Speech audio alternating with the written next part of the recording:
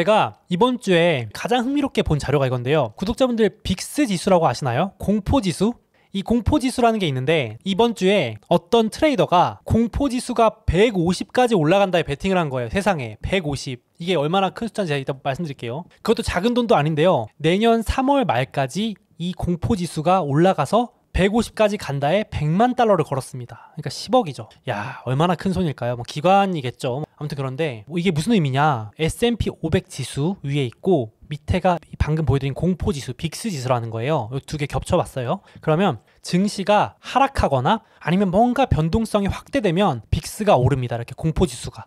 금융위기 때 증시가 폭락하니까 빅스가 급등했었죠. 코로나 때 폭락하니까 빅스가 급등했습니다. 이 말인즉 저 트레이더는 내년 3월 전까지 무슨 일이 터져서 빅스가 팍 올라가기를 기대한다는 거예요. 그걸 베팅했다는 거죠. 그러면 저분은 돈을 버는 거죠. 큰 돈을 버실 건데 물론 이제 150까지 안 가도 이 파생상품은 올라가기만 해도 그만큼 수익을 냅니다. 150에 꼭 안 가도 돼요. 근데 이제 그 정도로 크게 베팅을 했다는 의미인데 실제로 150까지 가기는 말이 안 되는 게 그 금융위기 때도 최고점이 제가 보니까 2008년 10월 24일 변동성의 최정점에서도 89.53까지가 최고치더라고요. 코로나 때는 그보다 낮았고. 그러니까 이제 그 극단적인 숫자에 베팅을 걸어놓은 건데 이만큼 지금 시장이 불확실성을 높게 보는 것 같다. 저 그런 생각이 들었거든요. 그래서 오죽하면 제가 뒤에서 소개해드릴 관망경제라는 얘기까지 나오는데 다 지켜보는 거예요. 다 같이. 솔직히 저뿐만 아니고 구독자분들도 이제 악재 많은 건 다 아시잖아요. 제가 정리해드리고 있지만 이번 주 같은 경우는 지금 바이든 대통령이 세상에 미국의 대통령이 핵 위험이 최고치다라는 발언을 아니 무슨 음모론자도 아니고요. 전쟁론자도 아니고 세상에 미국의 대통령이 공식 석상에서 그것도 무슨 지인들하고 그냥 어디 저녁 식사하면서 하는 것도 아니고 공식 석상에서 60년대 이후에 핵이 최고 위험에 도달했다. 핵전쟁이. 그러면서 아마겟돈. 이 아마겟돈 용어도요. 이게 성경에서 인류 최후의 전쟁으로 묘사된다면서요. 아니 이거를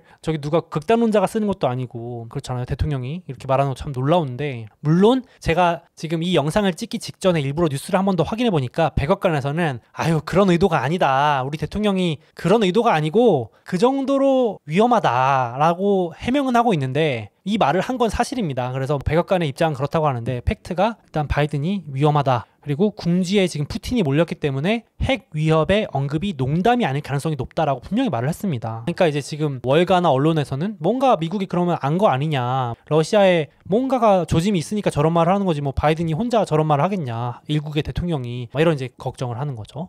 근데 이 바이든 대통령의 말에 일리는 있습니다. 보시면 지금 러시아가 전쟁에서 수세에 몰릴수록 궁지에 몰릴수록 탈출구를 찾으려 할 것. 이 말을 바이든 대통령이 직접 했거든요. 다시 말해서 지금같이 전쟁 성과가 계속 나쁠수록 푸틴은 더더욱 궁지에 몰리면서 뭔가 보여주기 위해서 극단적인 선택을 할 가능성이 높다. 그게 핵일 수 있다. 그래서 지금 바이든 대통령이 이런 말을 해요. 푸틴이 체면도 구겼고 러시아에서 입지도 약해지는데 선택지가 뭐가 될지 상당히 지금 의심스럽다. 이렇게까지 얘기하는 겁니다. 오죽하면 이번 주에 동시에 젤렌스키 우크라이나 대통령도 러시아가 핵전쟁 준비하는 것 같다. 오죽하면 선제 타격해야 된다는 말까지도 해서 논란이 되기도 했었습니다. 막 수습하더라고요. 아니 내가 핵을 먼저 쏘자는 얘기가 아니고 그만큼 지금 위험하니까 선제적으로 뭔가 대응을 해야 되는 거야 라고 막 수습할 정도로 지금 이제 긴박한 상황이 돌아가고 있는 것 같아요. 또 어제 와 이거 저 무슨 영화인 줄 알았어요. 보셨나요? 러시아 본토와 우크라이나 최남단의 크림반도를 잇는 크림 대교에서 대규모 폭발이 일어나서 다리가 끊어졌습니다. 여기 보시면 러시아와 우크라이나의 최남단의 크림반도를 잇는 이 다리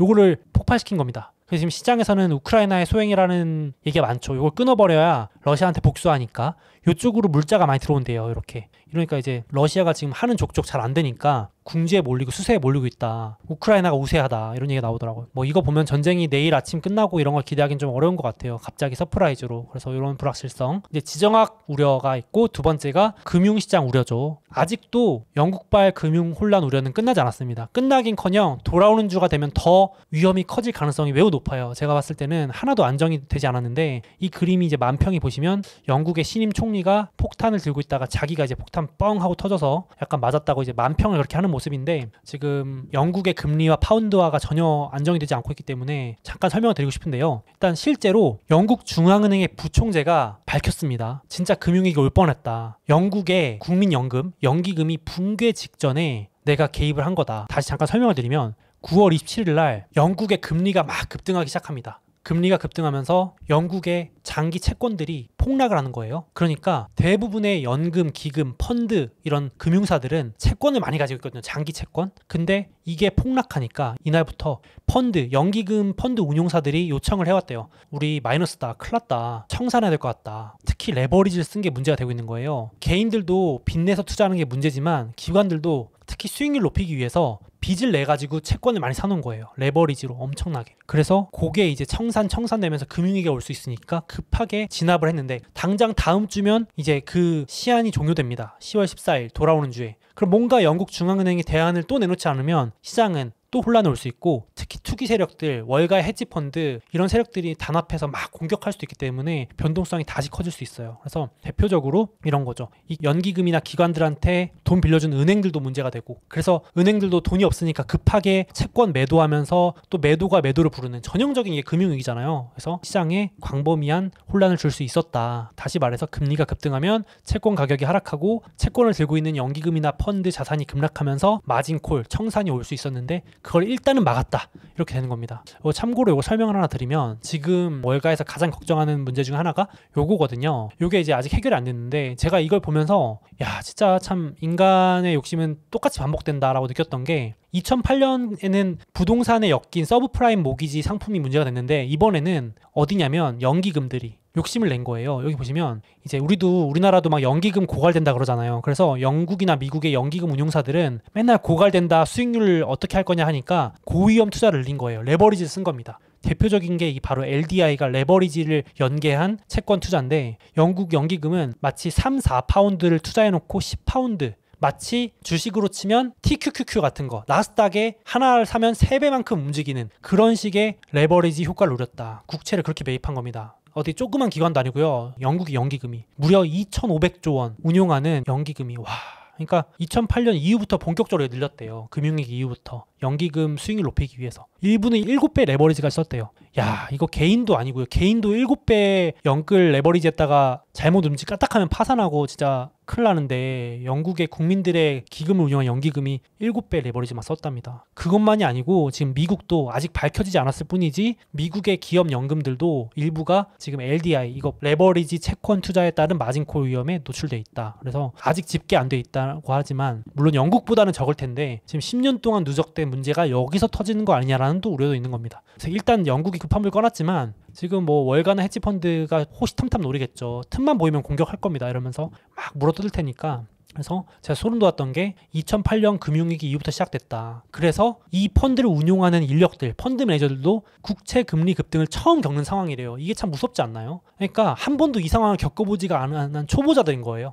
그동안 장기 저금리, 40년 동안 금리가 내려오니까 당연히 반대로 움직이는 채권은 오르던 시장이었으니까 2008년 이후에 들어온 펀드 매니저들도 야 금리는 내려가니까 당연히 국채 사놓으면 오르겠지, 장기 채권 사놓으면 오르는 거 아니야, 그러니까 레버리지 좀 써, 그냥 7배 4배도 괜찮아. 그게 마치 이제 2008년과 같은 이제 나중에 빅쇼트 영화처럼 나오는 그런 상황인 거죠. 참 스토리가 영화 같습니다. 그래서 이제 연기금이 마진콜 같은 게 나오면 안 되니까 보유 자산을 내던질 가능성이 커졌다. 영국에서 항복해서 막 채권을 던지면 또 그 하락한 채권 때문에 또 어디서 문제가 터져서 막 줄줄이 우리로 치면 개인으로 치면 주식을 막 내던지기 시작하는 죽음의 소용돌이가 일어나기 시작했다. 그러니까 진짜 말 그대로 그동안 진짜 10년 동안 이쪽에서 또 거품이나 문제가 또 커져 있었던 것 같아요. 2008년 이후에. 그러니까 원래 시장이 한번 터지면 또 대응을 하잖아요. 그래서 2008년 이후에 은행권의 주택담보대출 이런 건 되게 안정적이라는 얘기 많이 하잖아요. 지금도 제가 봐도 미국의 가계 부채 이런 건 되게 안정적으로 유지하고 워낙 준비금도 많이 해놔서 은행들은 되게 규제도 묶여있고 잘 대응했는데 이번에 막 펀드 연기금 쪽이 레버리지 잔뜩 써서 문제가 됐다는 얘기가 많습니다. 참 그러니까 어디선가 터질 그런 우려가 또 커지고 있는 거죠. 그래서 금융시장도 혼란스럽다.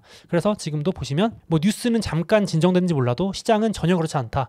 영국 10년물 금리가 이때 급등하고 나서 중앙은행이 개입하고 나서 잠깐 내려가나 했으나 다시 오르고 있습니다. 그리고 파운드도 폭락을 잠깐 멈추나 했으나 다시 내려가고 있습니다. 그러니까 돌아오는 주에 이제 뭔가 특이하게 대책이 또 나오지 않은 이상은 시장이 계속 공격할 가능성이 높습니다. 이렇게 되면 그러면 영국의 금리가 올라간다는 얘기는 채권이 폭락하고 파운드도 떨어지고 악순환입니다. 그래서 어디서 문제가 생길지 모른다. 그래서 오죽하면은 여러분 그 엘살바도르의 대통령 아시나요? 나이브 부켈레 대통령. 세계 최초로 비트코인을 국가 화폐로 삼은 대통령이 너나 잘해라 라면서 영국 중앙은행 총재한테 공격을 하는데, 왜냐면 앙금이 있었던 거예요. 1년 전에 영국 중앙은행의 베일리 총재가 엘살바도르 참 걱정이다, 비트코인 저거 하는 나라 참 국민들이 안타깝다, 막 이런 되게 비아냥거리는 발언을 했거든요, 공식적으로. 그러니까 이제 이 엘살바도르 대통령이 마음에 담아뒀던 거죠. 이게 두고 봐라 이러면서. 그러면서 이제 1년 뒤에 기다렸다는 듯이 지금 영국에서 문제 터지니까 내가 말했지 이러면서 약간 이제 너나 잘해, 나한테 지금 네가 뭐라 할 때가 아니다, 너 지금 프린팅 머니, 그러니까 돈 찍어내는 거 내가 너 문제 터질 거라고 했지, 그렇게 돈 찍어내다가 망한다고 했지, 내가 말했지 이러면서. 오죽하면 지금 영국이 비트코인 채택 국가 대통령한테 지금 혼쭐 나고 조롱받고 있는 그런 상황까지도 와 있습니다. 그렇게 되고요. 거기다가 또 영국발 혼란도 있지만,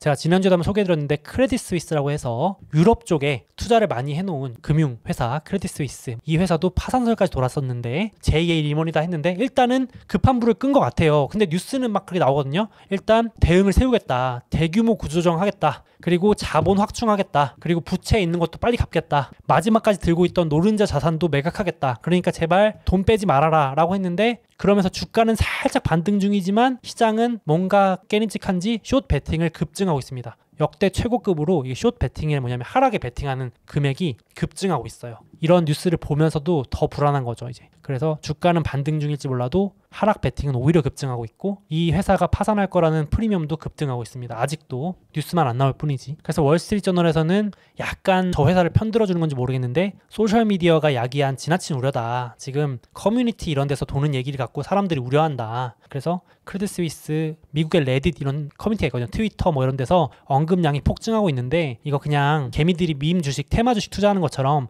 자기네들끼리 얘기하면서 걱정하는 지나친 우려다라고 이제 평론을 하던데, 어떻게 될지 모르겠습니다. 저도 이제 봐야 될 것 같아요. 왜 그러냐면은 2008년 리먼 브라더스 때도 CEO가 파산하기 몇 달 전에 우리 회사의 재무는 너무 강력하다라고 발언했었는데, 커뮤니티나 이런 미국의 지금 젊은 투자들이 이걸 못 믿는 거죠. 크레딧 스위스 안경을 다시 쓰고 봤더니 리먼이네 뭐 이러면서 제2의 리먼 아니야 이러면서. 크레딧 스위스가 문제라기보다 어디서 터질지 모른다, 정말 생각하지 못했던, 뭐 2008년에도 절대 망하지 않을 것 같았던 미국의 뭐 4, 5대 투자회사인 베어 스턴스, 뭐 리먼 브라더스가 망했으니 어디서 터질지 모른다, 이 얘기를 이제 많이 우려를 하고 있는 거고요. 그래서 뭐 혹자는 크레딧 스위스 망한다는 얘기가 벌써 5년째 나온다, 맨날 망한다는데 안 망한다 라고 하기도 있는데, 좀 지켜봐야 될 것 같습니다. 일단 파산 위험은 역대 최고치로 올라가고 있다, 이렇게 보시면 될 것 같고요. 그러니까 지금도 보시면 지정학적 위험, 핵 쏜다 그러고 금융시장도 우려가 있고 뭐 이렇게 난리가 나니까 이런 기사가 이번 주 나오더라고요. 많은 미국의 젊은 사람들이 인생에서 중요한 결정들을 모두 뒤로 미루고 관망하기 시작했다. 관망 경제, 웨이트 앤 씨 모드로 들어간대요. 그래서 봤더니 대표적으로 이런 겁니다. 물론 뭐 집값이 오르고 막 그래서 그럴 수도 있는데, 미국인 중에서 거주지가 바뀐 비율이 역대 최저래요. 그러니까 이사도 안 가고 가만히 있는데요. 지금 얼음 상태죠, 얼음 상태. 거주지가 바뀐 비율이 8.4인데 이게 2차 세계대전 통계 집계 이후로 최저치고요. 아파트에 들어오려는 수요가 항상 많았는데, 나가는 사람보다 들어오려고 하는 사람 많았는데 마이너스 전환한 것도 30년간 처음이라고 하네요. 그러니까 지금 이제 비용 절감에 이사 가는 것도 좀 줄이고 이런 자료들이 나왔다는 거고, 주택 구입이나 이사, 자동차 구매, 결혼, 출산 등 모든 것을 뒤로 미루기 시작했다라는 컬럼이 또 나오더라고요. 그래서 인상 깊었습니다. 진짜 관망 경제. 그래서 대표적으로 제가 요즘 느끼는 게 이거죠. 드디어 제 영상의 채팅창 댓글에도 나오기 시작하는데 예금 얘기가 이제 많아졌습니다. 그러니까 뭐 기사도 보시면 은행 예적금도 사상 최대, 그리고 요즘 파킹 통장이라 그래서, 그러니까 그런 거 있잖아요. 하루만 넣어놔도 이자 조금이라도 주는 거, 이런 거 찾으시는 분들이 많은 거예요. 왜냐면 불확실하니까. 제가 생각했을 땐 불확실하니까. 당장 어디에 돈 넣어놓긴 좀 애매하고, 주식도 좀 잘 모르겠고, 뭐 부동산도 좀 그렇고, 코인도 그렇고, 뭐 좀 애매하니까 요런 데를 찾으시는 것 같아요. 그러니까 조금이라도 금리 높은 파킹 통장, 뭐 예금, 적금, 예금도 뭐 6개월, 단기, 1년 금리 이런 거 있잖아요. 그런 데로 많이 찾으시는 것 같고, 심지어 어떤 현상까지 일어나면, 저는 이번 주에 이게 가장 인상 깊었는데, 예금 적금도 1년짜리가 이자가 제일 높습니다. 무슨 말이냐면은 2년 3년 맡기는 것보다 1년 맡겨야 이자를 더 많이 줘요, 은행도. 그러니까 은행들도 불확실한 거예요. 은행권도 내년은 모르겠는데 2024년, 2025년 가면 또 연준이 금리를 내릴 수도 있으니까 내후년은 금리를 높게 주긴 좀 애매하고, 일단 1년짜리로는 고객들한테 이자 높게 줘서 돈을 모으자, 유동성 확보하자, 이건 거죠. 단기로 유동성 확보가 중요하니까. 쉽게 말해서 우리나라 금융권도 향후 1년을 가장 불확실히 높은 시기로 보고 있다, 이렇게 해석하실 수 있을 것 같아요. 그래서 은행권도 장단기 금리가 역전됐다, 이게 가장 인상 깊더라고요. 저도 그래서 다 들어갔거든요. 국내 4대 은행 앱에 들어가서 확인해 보니까 진짜로 1년 금리가 예를 들어서 4.5면 2년을 맡기면 4.3이고 뭐 3년 맡기면 4.2 이래요. 이게 이상한 거잖아요. 제가 3년 맡기면 금리를 더 줘야 되는데 오히려 1년 맡겨야 더 주는 거예요. 지금 장단기 금리 차가 여기서도 역전된 게 보이는 거죠. 뭔가 이상한 겁니다. 불확실한 거. 그래서 관망 경제에 이런 현상도 참 나오고 있다. 그래서 뭐 이번에 뱅크 오브 아메리카도 코로나 이후에 현금성 자산 유입이 최대치다. 그러니까 단기 현금성 자산에 엄청난 돈이 들어오기 시작했다. 코로나 이후 처음으로 많고 지금 추세상으로는 더 많은 현금이 유입된다. 그러니까 지금 사람들이 잘 모르겠으니까 일단은 지켜보자로 계속 지금 분위기가 쏠리고 있는 것 같습니다. 아무래도 그렇죠. 저도 이제 지켜보자라고 말씀드린 게 벌써 한 달 됐나요? 한 달 가까이 된 것 같아요. 더 그러니까 정말 불확실성이 너무 높아져 있으니까 그런 상황인 것 같습니다. 뭐 이건 여담이지만 요즘 주식이나 코인, 부동산 이런 걸로 수익 내는 것보다는 방어가 중요하니까 이런 문자리 있어요. 세후 200 이런 건 의미 없습니다. 카드값 빠져나간 월급, 즉 카후 얼마인지가 중요하죠. 참고로 제 월급은 카후 27,000원 정도입니다. 카드값까지 다 빠져나가고 얼마 남냐, 이게 진정한 월급이다, 이런 얘기가 나올 정도로 허리띠 졸라매기 모드, 불확실성에 대비하는 모드에 대한 얘기들이 나온 것 같습니다. 요즘 짠테크, 재테크 이제 졸라매야죠. 이제 수익 내기 힘든 시기가 와버려가지고 웃겨가지고 가졌습니다. 이렇게 되고 혹자분들은 이런 말씀도 하세요. 앞에 은행 얘기 보면서 지금 은행들이 단기 1년짜리 예금 적금 높게 쳐주는 게 지금 유동성 불확실성으로 문제가 생겨서다. 왜냐면 지금 기업들이 금리 급등하니까 회사채를 갚아버리고 야 우리 채권 발행 그만하고 지금 빨리 은행에서 대출 받자. 은행 금리가 차라리 싸다. 그래서 이제 은행 대출에 대기업들이 엄청나게 몰리고 있대요. 한국도. 그래서 이제 은행에서는 우리한테 예금을 주고 기업들한테 대출을 빌려주고, 그러니까 예대 마진을 또 챙길 수도 있겠죠. 그런 의미도 있는데 이렇든 저렇든 간에 금리 인상, 금리 급등으로 인해서 불확실하니까 지금 회사들조차도 허리띠 졸라매기, 회사채 상환하기, 대출 갈아타기를 하고 있다. 지금 우리나라도 내년까지 지금 만기가 도래하는 회사채가 막대한데 요게 지금 유동성 경색 우려가 좀 나오고 있죠. 우리나라도 내년 1년에서 1년 반 정도? 딱 그러니까 은행들이 괜히 1년 동안만 적금, 예금, 이자 높게 주는 이유가 있습니다. 괜히 주는 게 아니죠. 요 고비를 넘기려고 하는 것 같아요. 은행들도 유동성 이슈가 나오지 않을까 싶어서. 우리나라만 그런 게 아니고 전 세계적으로 이런 문제가 내년에 크게 나올 수 있다는 우려가 좀 커지고 있습니다. 그렇게 되고 마지막으로 하나 더 있죠. 킹달러 발 생존 게임 시작된 것 같아요. 저는 보면서 야 진짜 오징어 게임이다. 지금 환율 전쟁인 것 같아요. 지금 달러 좀 안정되나 싶었더니 다시 올라가고 있거든요. 지금 킹달러 이제 전고점 돌아오는 주에 넘을 수 있을 것 같은데 이 그림이 킹달러의 근육에 금융시장, 여기 잘 보이시도 않죠? 근육 사이에 낑겨 있습니다. 여기 고함 지르고 있는 거 보이시죠? 글로벌 금융시장이 여기 낑겨서 지금 나중내 하고 있는데 진짜 이 킹달러 때문에 전 세계 국가들이 지금 환율 전쟁이 시작돼서 누가 끝까지 버티냐거든요. 거의 오징어 게임입니다. 생존 게임인데 이번 주에 블룸버그에서 이런 얘기 한 거죠. 중앙은행 외환 보유고가 집계 이후 최대폭 감소했다. 2003년 이후거든요. 20년 만에 처음 있는 일인 거죠. 그러니까 외환 보유고가 지금 털리고 있는데 어디서 문제가 될지 신호가 이 외환 보유고가 힌트가 될 수 있으니까 잘 봐라, 이런 기사였어요. 그래서 지금 어디서 먼저 나 못 버티겠습니다라고 선언할지 모르기 때문에 제 생존 게임입니다. 그래서 잘 유심 보셔야 될 것 같고, 뭐 한국도 오죽한 블룸버그에서 지목을 했어요. 한국도 금융위기 이후 외환 보유고 최대폭 감소입니다. 이렇게 마이너스 외환 보유고 털리고 있죠. 근데 달러가 당분간 내려올 기미가 안 보이기 때문에 이건 이제 진짜 생존 게임인데 3분기 아시아에서 가장 약세 보인 게 원화예요. 수출 기업이기 때문에, 제조업이기 때문에 경기에 제일 민감한 나라 중에 하나고, 그래서 금융위기 때 274억 달러 감소인데 이번에 동기간 196억 달러 감소. 뭐 일본도 감소폭 역대 최대, 중국도 5년 최저치 외환 보유고, 대만도 10년 최대폭 감소입니다. 그러니까 한국만 문제다라는 게 아니고 지금 다 생존 게임에 반강제로, 진짜 오징어 게임처럼 반강제로 초대됐어요. 지금 환율 전쟁에. 그래서 누가 더 먼저 못 버티고 항복하느냐 게임이 돼버렸습니다. 그래서 컬럼에서도 지금 외환 보유고가 4,168억 달러인데 4천억이 심리적 지지선으로 요 밑으로 내려가면 막 걱정스러운 얘기들이 더 나올 수 있다, 이런 걱정도 좀 나오더라고요. 그래서 좀 유심히 지켜볼 필요가 있을 것 같아요. 그래서 뭐 한국은행 총재분도 이례적으로, 원래 이렇게 환율 보고서 같은 거에 대해서 코멘트 안 하는데 이례적으로 브리핑을 했다고 하시더라고요. 외환 보유고가 최근 들어서 급감하다 보니까 경사가 가파르잖아요. 그러니까 이거 왜 이렇게 가파르냐 그랬더니 이제 우리가 생각하지 못한 여러 불확실성이 한꺼번에 일어났기 때문이다.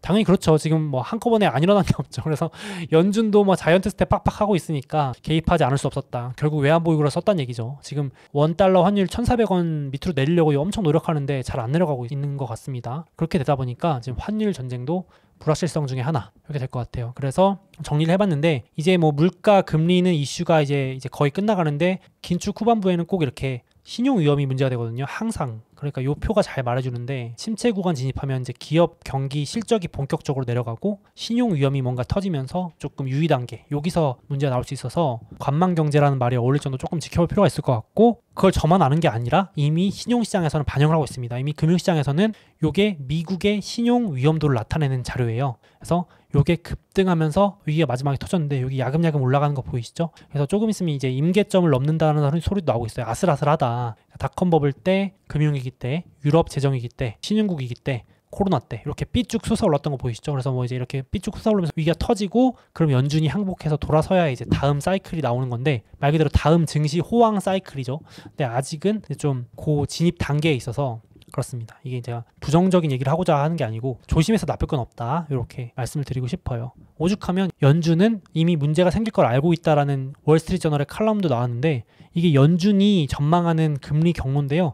이미 연준은 이렇게 금리를 꺾는다라는 얘기를 하고 있고 내후년부터 금리를 꺾는다는 얘기는 뭔가 문제가 터지니까 금리를 낮출 거 아니에요. 문제가 없는데 연준이 금리를 낮출 이유가 없잖아요. 그러니까 첫 금리 인하하는 시점이 보통 금융시장에서 가장 위험했거든요. 그래서 그때가 빠르면 내년 늦어도 내후년 사이에 뭔가가 올 수 있다라는 우려는 연준도 이미 인지하고 있다. 모르는 게 아니다. 이렇게 보시면 될 것 같아요. 그래서 지금 금리를 여기까지 올렸는데 올리다가 멈추다가 내리는 요 부근에서 보통 가장 문제가 터진다. 왜냐하면 금리를 인하한다는 얘기는 엄청난 위험이 왔다는 얘기니까 보통 여기 이렇게 금리 첫 인하할 때가 문제가 됐을 때니까 조금 요때를 주의하자라고 보시면 될 것 같아요. 연준이 이미 알고 있다. 그게 이제 이번 주에 월스트리트저널에 컬럼이 나올 정도로 나오고 있더라고요. 그래서 시장에서도 걱정을 하고 계시니까 이제 변동성에 베팅하는 거예요.